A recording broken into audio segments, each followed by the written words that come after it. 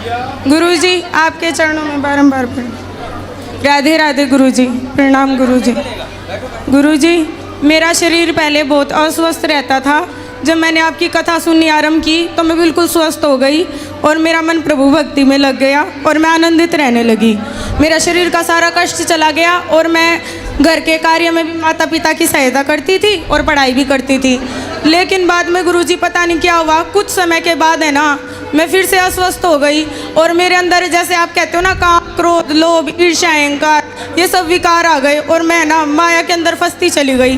फिर से प्रेमानंद बाबा जी है ना, जो उनकी मैं वीडियो सुनने लग गई तो वो जो बताते हैं ना कि साधक के मन में ऐसा आता है जब वो साधना के पथ पे चलता है, तो मेरे मन में सब वही विकार आते हैं। तो मैं जो वो उपाय बताते हैं प्रेमानंद बाबा जी कि नाम जप करो, अधिक से अधिक प्रभु का सुमिरन करो, वो करती हूँ तो कम हो जाता है, नहीं तो मुझे विकार घेरे रहते हैं। विकारों से मुझे मुक्ति नहीं मिल पाती।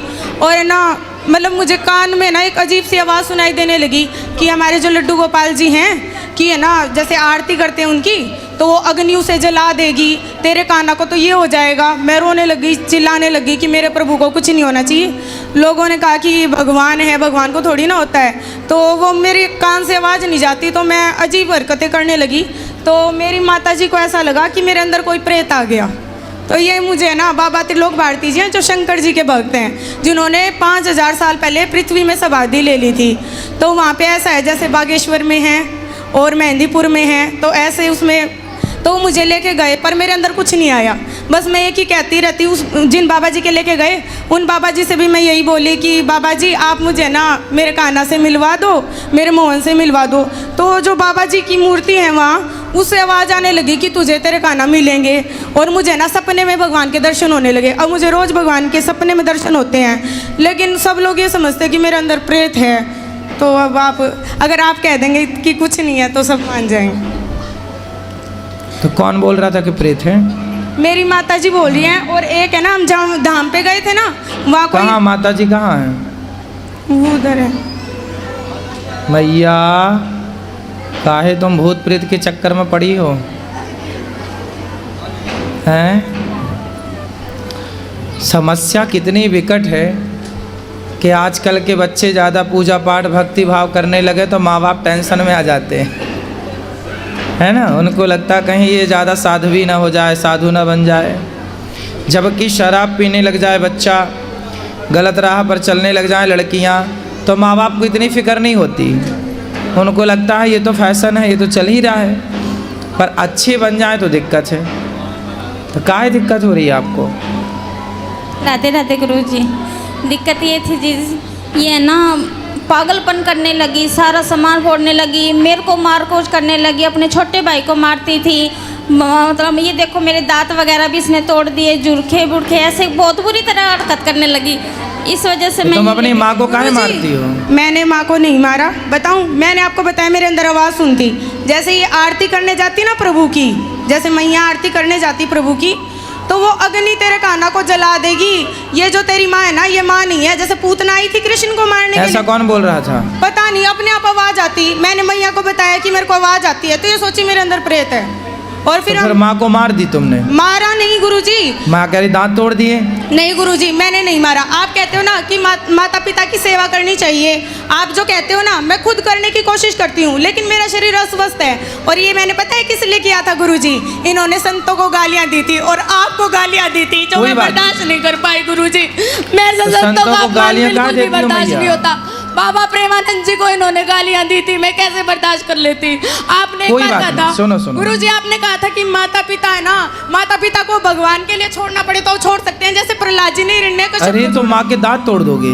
नहीं गुरुजी, मैंने नहीं तोड़ा, ये खुद मेरे को मारती हैं। नाम जब करती हूँ ना तो झाड़ू लेके सर पे मारती है, चुप हो जा तू, ऐसे बोलती है। कोई बात नहीं, भगवान की राह। अच्छा बेटा, भगवान की भक्ति करना बुरा नहीं है, लेकिन भक्ति में ऐसे नहीं हो जाना कि हम अपना काम छोड़ दें, अपनी जिम्मेदारियां भूल जाएं। बेटा काम भी तो करना। पढ़ाई लिखाई आपकी हो गई पूरी?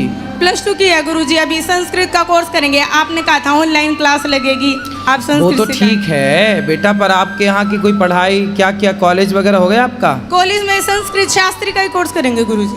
हम ब्राह्मण परिवार से। पर अभी कर कुछ नहीं रही हो? नहीं, अभी कुछ नहीं करे। कहाँ तक पढ़ी हो? +2 की है अभी गुरुजी, अभी कॉलेज में एडमिशन लेना। तो ले लो ना बेटा, अपनी पढ़ाई पूरी करते चलो, साथ साथ भक्ति करते चलो, अपना काम भी तो कुछ करना है। गुरुजी आप बस है ना एक वचन ले लो, मैं इनको कुछ नहीं बोलूंगी कि ये संतों का कभी अपमान ना करें। नहीं, संतों का अपमान क्यों करती हो आप? चलो बात करो, क्या बुराई है संतों में?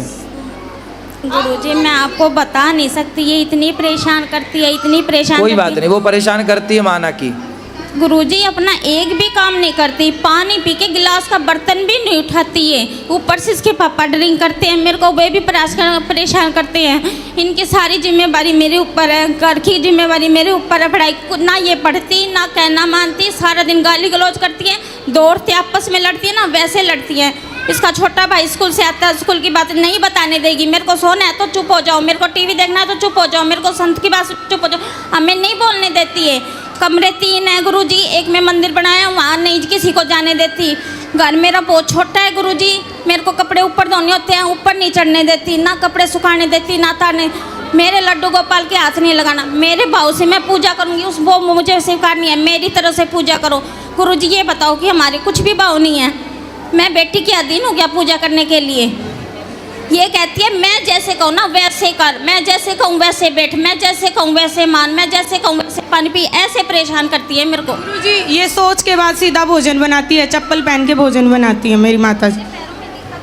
कोई बात नहीं, देखो हर साधु से, हर संत से, हर गुरु से ना माँ ही बड़ी होती है बेटा।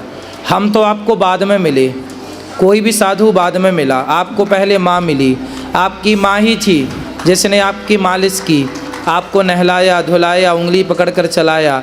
इसलिए आपकी माँ से संत, कोई भी साधु संत बड़ा नहीं हो सकता, ना हम बड़े हो सकते हैं ना कोई भी साधु।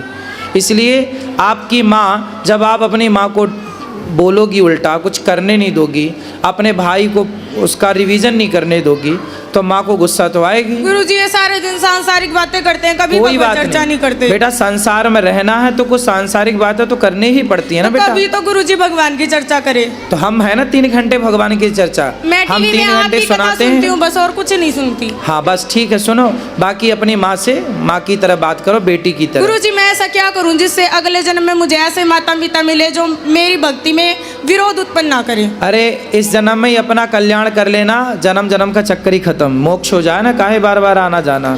ठीक है गुरुजी। ठीक है? गुरुजी आपसे लेकिन दीक्षा सुनो, लेनी है। लेकिन सुनो, आगे से आप अपनी माँ को पलट के जवाब नहीं देंगी, और घर का काम भी, अपनी माँ के काम में हाथ नहीं बटाती हो आप। गुरुजी मैंने जैसे बताया मैं अस्वस्थ रहती थी, स्वस्थ होने के बाद करने लगी, जब पुनः अस्वस्थ हुई तो अब मैं नहीं करती हूँ, अब मैं केवल ठाकुर जी की सेवा करती क्या हूँ। बीमारी है आपको? गुरुजी है ना हमारी हड्डी में दर्द रहता है कमर की में, और डॉक्टर से चेकअप करवाए, रिपोर्ट में कुछ नहीं आता। तो आप योग किया करो बेटा, कल को शादी होगी तो वहाँ ससुराल जाके भी यही सब करोगी। गुरुजी शादी से जुड़ा एक और प्रश्न है, मैं ना मोहन जी को, जो कृष्णा जी हैं, उनको प्रियतम मानती हूँ, तो मैं आजीवन विवाह नहीं करना चाहती। क्यों? खुश रहो, खुश रहो। विवाह क्यों नहीं करना चाहती हो? क्योंकि हम मोहन को बसते हैं प्रियतम भाव से, इसलिए। अरे तो भगवान मोहन को भजो प्रीतम भाव से, पर माँ के तो दांत वात ना तोड़ो। गुरुजी वो भूत प्रेत बताते हैं, मेरे को बहुत क्रोध आता है। अब नहीं बताएंगे, पर आपको काम भी तो करना चाहिए ना कोई घर का। वहाँ पे सजाड़ा में ना जो बाबा जी के यहाँ, घर में कुछ काम नहीं करना चाहिए आपको? करना चाहिए गुरुजी। क्यों नहीं करती हो? शरीर अस्वस्थता के कारण गुरुजी, अरे नियम भी नहीं भगवान। निभा पाती मैं। थोड़ा बहुत तो कर सकते हो। वो तो हम करते हैं, इनसे पूछो आप। क्या करती है ये? सिर्फ लड्डू गोपाल की सेवा करती है, उनसे जुड़ा हुआ कोई भी और काम होता है वो मम्मी करेगी, मैं कुछ नहीं करूँगी, वो इसकी मजबूरी होती है सर। गुरुजी जो उसकी मजबूरी होती है, जब मुझे नहीं करना होता, जब भी करती है तो बहुत तांडव मचाती है घर में, बहुत परेशान करती है। और गुरुजी इसको ये बोल लो कि मंदिर तो सबके लिए, भगवान सबके लिए, सारे पूजा करें। तो आप ये अपनी किसी माँ को हाथ मंदिर नहीं जाने देती हो? गुरुजी इनका जो मंदिर है वो नीचे इन्होंने बना रखा है। अब बाबा प्रेमानंद जी ने बोला था कि आपका एक ऐसा साधना कक्ष होना चाहिए जिसमें कोई सांसारिक व्यक्ति प्रवेश ना करे, तो आप उसके अंदर जाओगे तो आपको